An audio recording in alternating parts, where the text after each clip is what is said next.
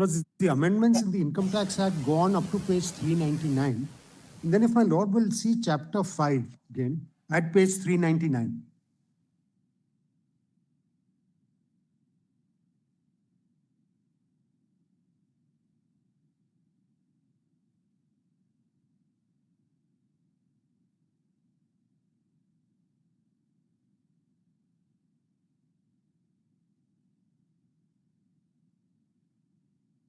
Insofar as indirect taxes are concerned, also, the legislature drew a distinction between relaxations of time limits and amendments to the Act. Now, Chapter 5 deals with relaxation of time limit under certain indirect tax laws. And Chapter 6 deals with amendments to the Central Good and Services Tax.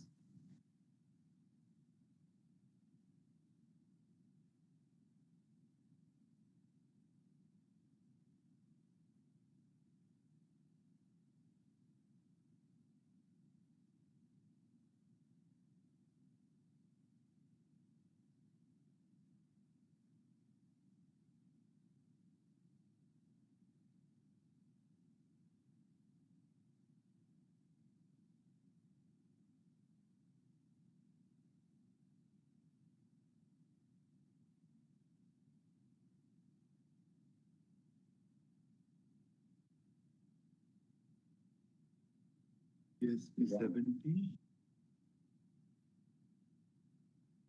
Final, like 9. 20.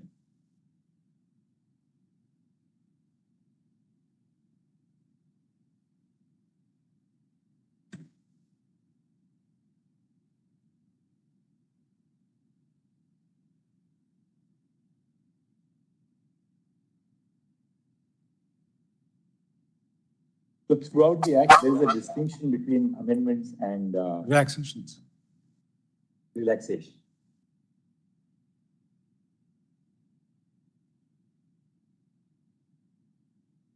My Lord, so under TOLA, the period of limitation was up to 31st of March 21. The period of extension was up to 31st March 21. But there was a power given to the central government to extend that date.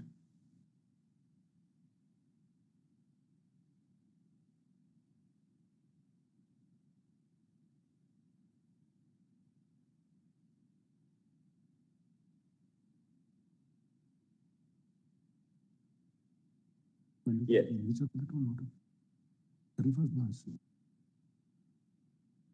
Now see the first notification that they issued on 31st of March 21 at page 410.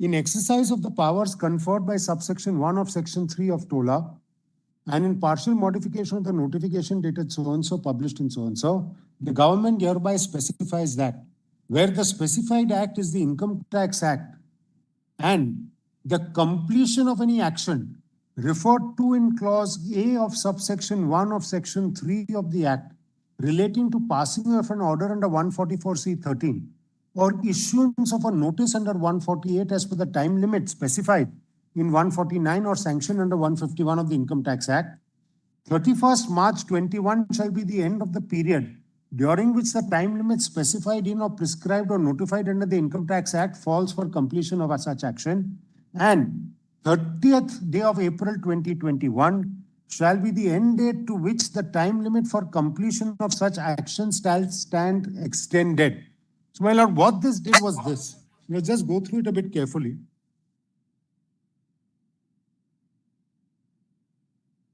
It says, where the specified act is the Income Tax Act 61, completion of an action for issuance of a notice under 148 under the Income Tax Act, 31st March shall be the end of the period during which the time limit specified in or prescribed or notified in the Income Tax Act falls for completion of such action.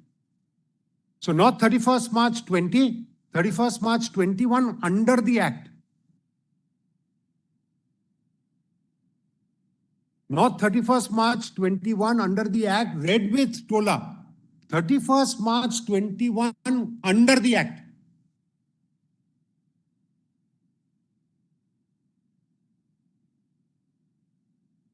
Does the explanation clarify it further? No, Manoj. I'll come to that in a moment. I'll just come to that. Manoj, what I'm saying is, it has to be 31st March 21 under the Act. So 13-14 does not come within it. 14-15 will come within it.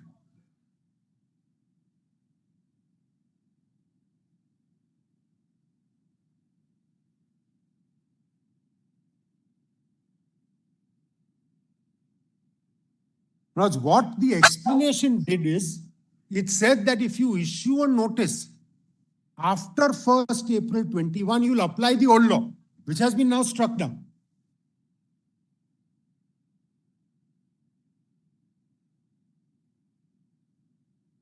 So it is, Manoj, what the first notification does is, it extends the time limit which was expiring on 31st March 21 under the Income Tax Act to 30th of April 21.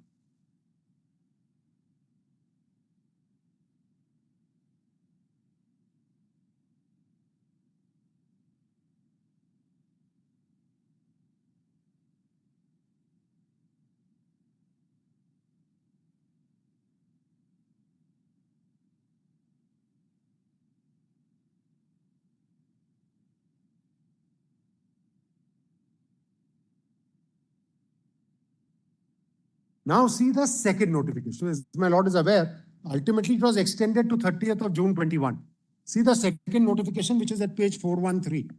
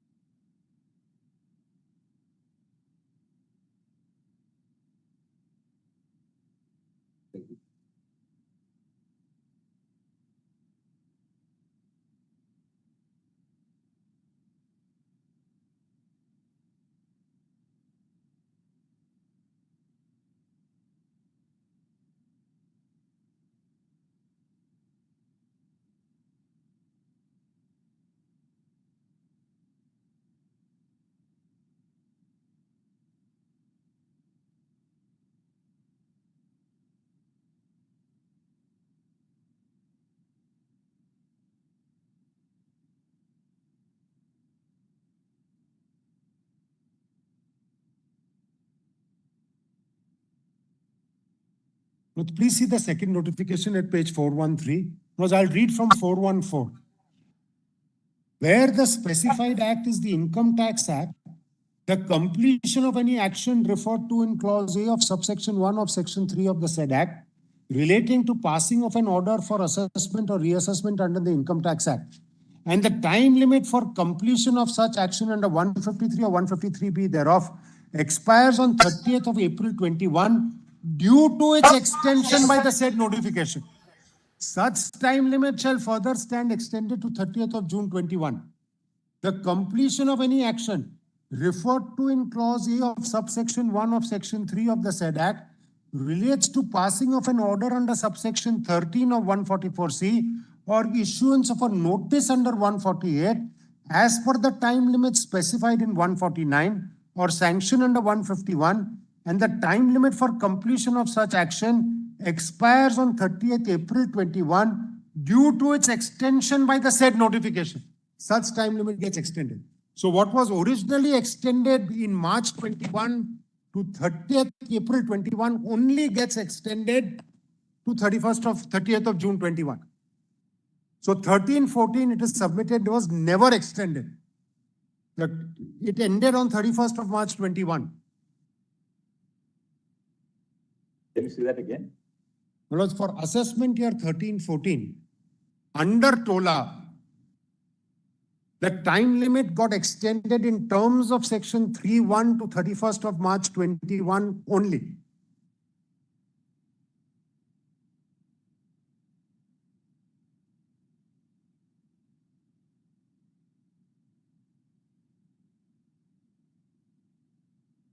Yes. The two notifications did not apply to 13-14 because the first notification is basis that a time limit under the Act was expiring on 31st of March 21.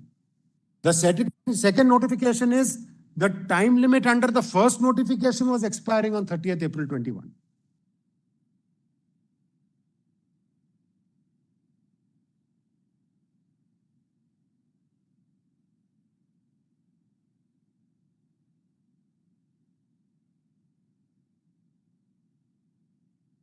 First notification extended the time which was expiring on the 31st of March 21 under the Act. Not under Act read with TOLA. Only under the Act.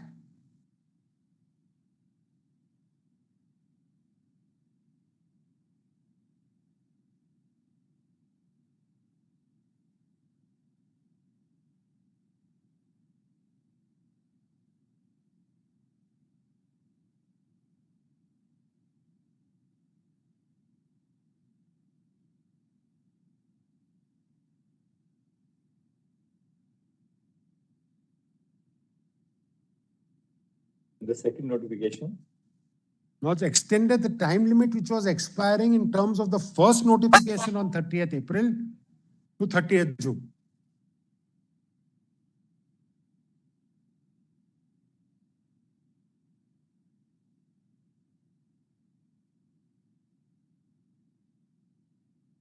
So the government is also conscious. In the first notification, they say time limit expiring under the Act. In the second notification, they say time limit expiring under the notification.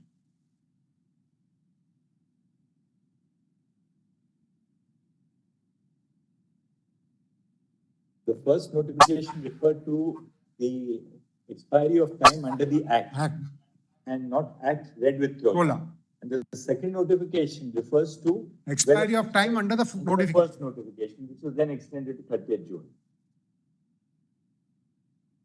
So TOLA can have no relevance for 13-14 at all.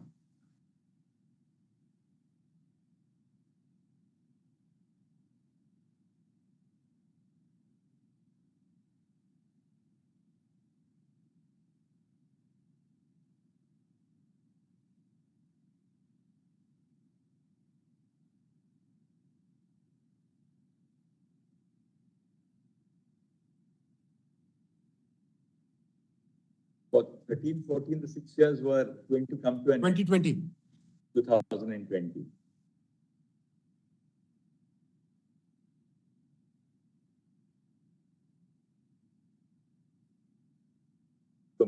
Matter at all.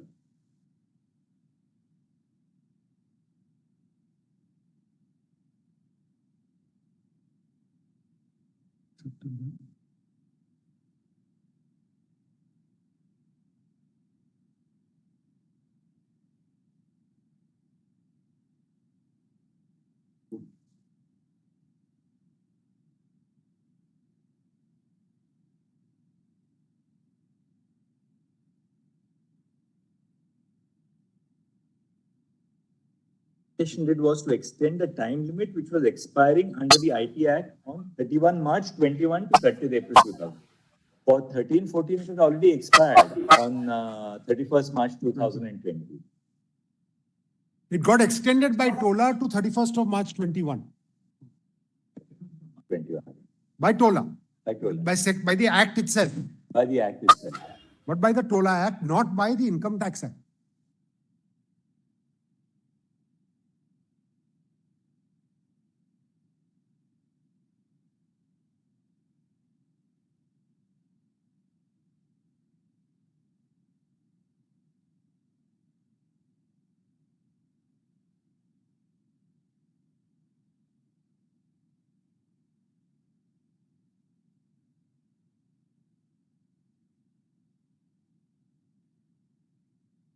AY 2013-14 at all.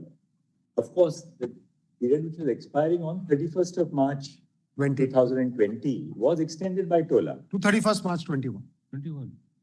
For 14-15, there will be some. I'll deal with it. I'll come to that later. As I said, I'm taking up 13-14 first. Sorry.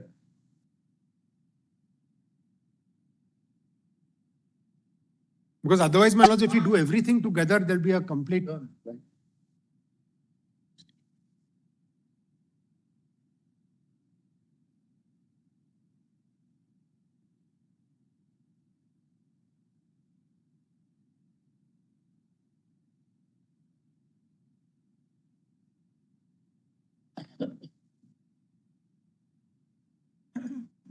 Your submissions, you have dealt with the different assessment years separately because each of them have to be dealt with separately. Absolutely.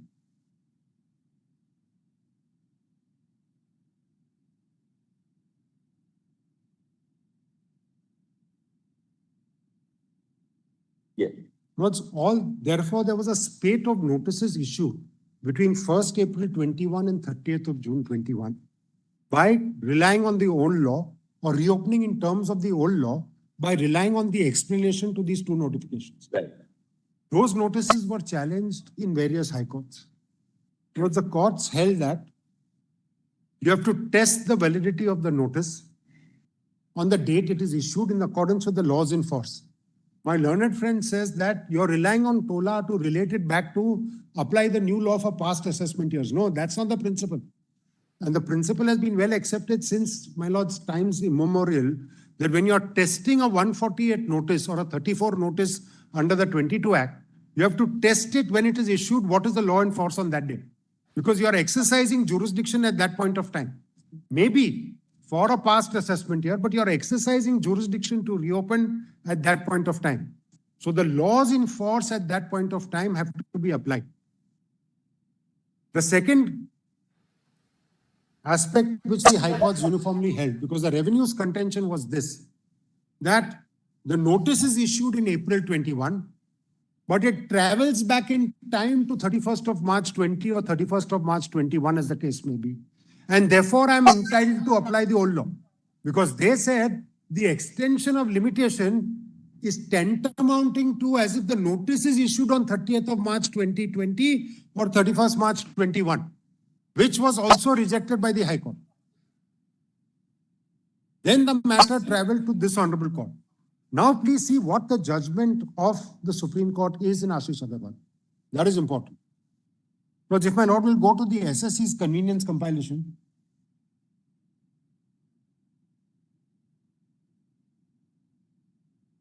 compilation is there.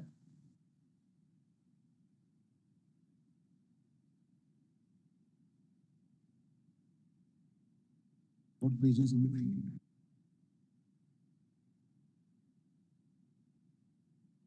go to that. This is couple 6 Of of volume 1. same volume. Same volume. Same volume. Volume page 6. Yes. Yes, you got it. Page 6, Mr. Very well, man. I'll read from page 6 on this.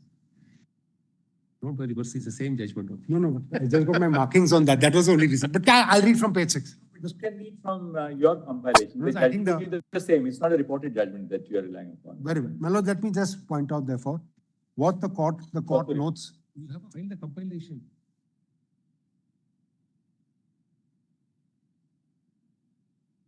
Now, just see paragraph 1 and 2 first quickly. Feeling aggrieved and dissatisfied with the impugned common judgment, an order passed by the High Court of Judicature at Allahabad in writ petition so-and-so and other writ petitions, by which the High Court has allowed the said writ petitions and has quashed several reassessment notices issued by the Revenue, issued under 148 of the Act on the ground that the same are bad in law in view of the amendment by the Finance Act 21, which has amended the Income Tax Act by introducing new provisions, that is 147 to 151, the Revenue has preferred the present appeals. Similar judgments and orders are passed by various other high courts, including the High Court of Delhi, Rajasthan, Calcutta, Madras, Bombay, particulars of which are as under. Then they extract that, my lords. Then, my lords, I can skip everything, go straight to para 7.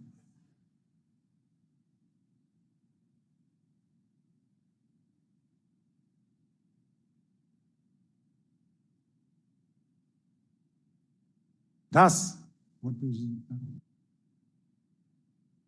Page 30, my lord. Page 30, is it? 30.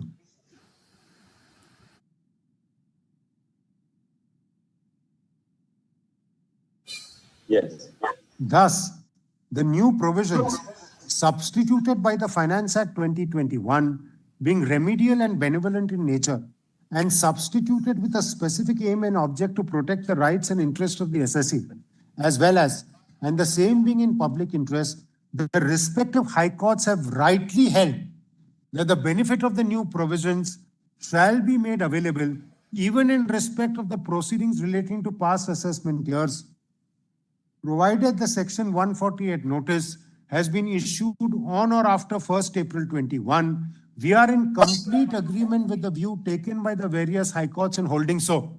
So, this court affirms the principle that you have to test the validity of the notice basis the provision in force on that day.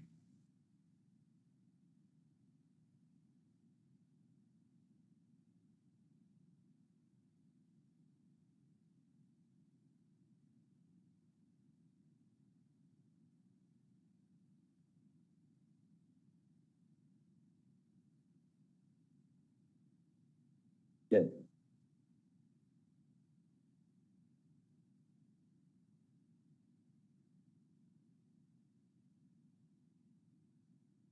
However, at the same time, the judgments of several high courts would result in no reassessment proceedings at all, even if the same are permissible under the Finance Act 21 and as per the substituted 147 to 151. The revenue cannot be made remediless, and the object and purpose of the reassessment proceedings cannot be frustrated. It is true that, due to a bona fide mistake and in view of the subsequent extension of time-wide various notifications, the revenue issued the impugned notices under 148 after the amendment was enforced with effect from 1/4/21 under the unamended section 148. I'm not taking an issue on this, but how could it be a bona fide mistake? The Central Board of Direct Taxes issues a notification with an explanation showing what their intention or what their understanding is. It's not a mistake, man. Anyway, man. In our view, the same ought not to have been issued under the unamended act and ought to have been issued under the substituted provisions of 147 to 151 of the IT Act as per the Finance Act 2021.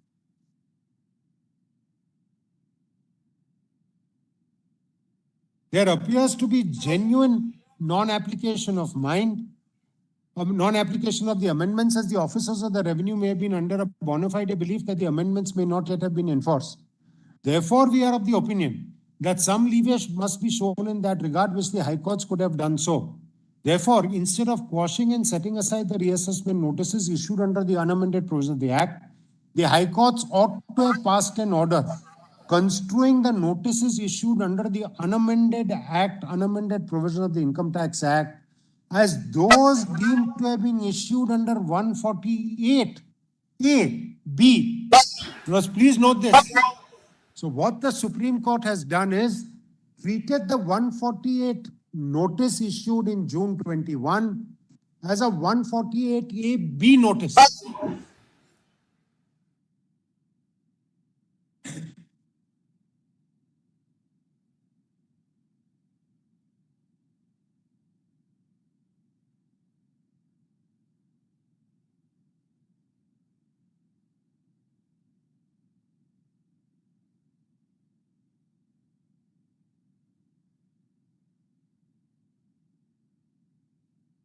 Notice under 148 at all. So my learned friend's note goes on the footing that these are 148 notices, no longer good law. New 148A, therefore caveats it beautifully. It is subject to 148A and two provisos of 149 dates and excludes all this period under the new law. I will deal That's with the law. My learned friend, unfortunately, in his opening, did not deal with this. And the defenses which may be available to the assessee under the substituted provision. Right.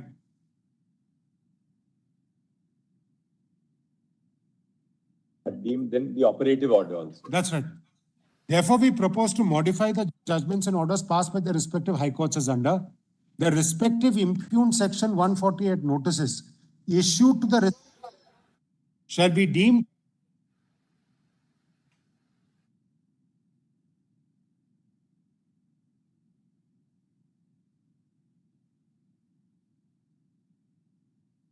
the respective impugned 148 notices issued to the respective assessees shall be deemed to have been issued under Section 148A of the Income Tax Act as substituted by the Finance Act 2021 and treated to be show cause notices in terms of 148AB. The respective assessing officers Yes. shall within 30 days from today provide to the assessee the information and material relied upon by the revenue so that the assessees can reply to the notices within 2 weeks thereafter. The requirement of conducting an inquiry with the prior approval of the specified authority under 148AA be dispensed with as a one-time measure, vis-a-vis those notices which have been issued under 148 of the unamended Act from 1/4/21 till date, including those which have been quashed by the High Courts. The assessing officers will thereafter pass an order in terms of 148 AD after following the due procedure as required under 148 AB in respect of each of the concerned assessees. All the defenses which may be available to the assessee under 149 and or which may be available under the Finance Act 21 and in law, and whatever rights are available to the assessing officer under the Finance Act 21 are kept open and shall continue to be available. And the present order shall substitute, modify the respective judgment and orders passed by the respective high courts, quashing the similar notices issued under unamended 148 of the Act, irrespective of whether they have been assailed before this court or not. So it substitutes the judgments irrespective of whether they have been carried in appeal. Yes. Right?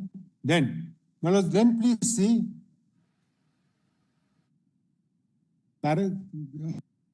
the second para of para 9. Therefore, we propose to pass the present order with a view to avoid filing of further appeals before this court and burden this court with approximately 9,000 appeals against similar judgments and orders passed by the various high courts, the particulars of some of which are referred to here and above. We have also proposed to pass the aforesaid order in exercise of our powers under Article 142 of the Constitution by holding that the present order shall govern not only the impugned judgment and orders passed by the High Court of Judicature at Allahabad, but shall also be made applicable in respect of similar judgments and orders passed by various high courts across the country, and therefore the present order shall be applicable pan-India. In view of the above, and for the reasons stated above, the present appeals are allowed in part. The impugned common judgments and orders passed by the High Court of Judicature at Allahabad and other allied tax appeals petitions are hereby modified and substituted as under. The impugned 148 notice. The impugned section 148 notice issued the respective assessees, which were issued under the unamended 148 of the Act, which were the subject matter of writ petitions before the various respective high courts, shall be deemed to have been issued under 148A of the Act as substituted by the Finance Act 2021 in terms of section 148AB. The assessing officer shall within 30 days from today provide to the respective assessees information and material relied upon by the revenue so that the assessee can reply to the show cause notices within 2 weeks thereafter. The requirement of conducting any inquiry, if required, with the prior approval of the specified authority under 148AA is hereby dispensed with the one-time measure. I can skip that. 3 manners. The assessing officer shall thereafter pass orders in terms of section 148 AD in respect of each of the concerned assessees. Thereafter, after following the procedure as required under section 148A, may issue a notice under 148 as substituted. All defenses which may be available to the assessee, including those available under 149 of the Act, and all rights and contentions which may be available to the concerned assessees and revenue under the Finance Act 2021 and in law shall continue to be available.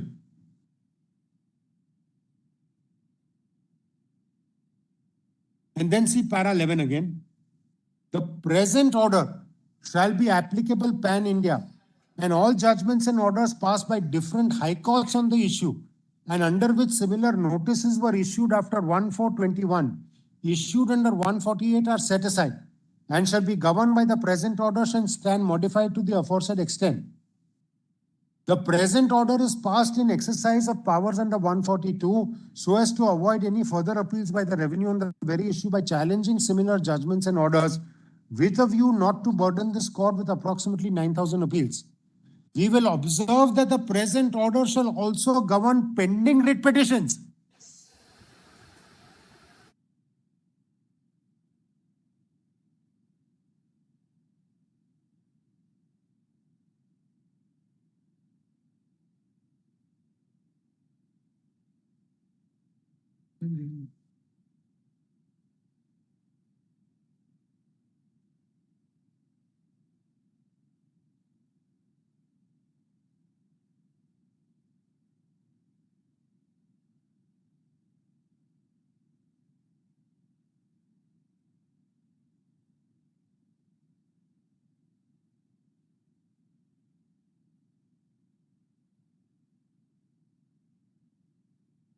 Lord, may I mention an item 13 in today's board? In today's board, my lord.